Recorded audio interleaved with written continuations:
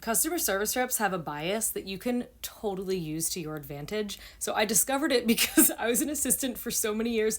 I've had to call customer service on behalf of other people hundreds of times, and they treat you differently based on who you are in relation to the person that you're calling for. Like, that's the bias. So I'll give you an example. My boyfriend needed a flight changed. It was a non-refundable flight. He wanted to go out the next day. I was like, oh, I've gotten a non-refundable flight changed. I can do this. So I called the airline. I gave them all the numbers. They were like, well, who are you in relation to this person? I was like, oh, I'm his girlfriend. They wanted nothing to do with me. They were like, sorry, it's non-refundable. I was like, oh my God, why didn't I say wife? I called back again, gave them the numbers. I said wife. They were way nicer to me. They still said, I'm sorry, it's non-refundable. And then I was like, wait a second. And I drew on all of the information and how much I used to get done when I was an assistant. So I called back one more time and I was like, I'm his assistant. Not only did I get the flight changed, they gave him a slightly better seat.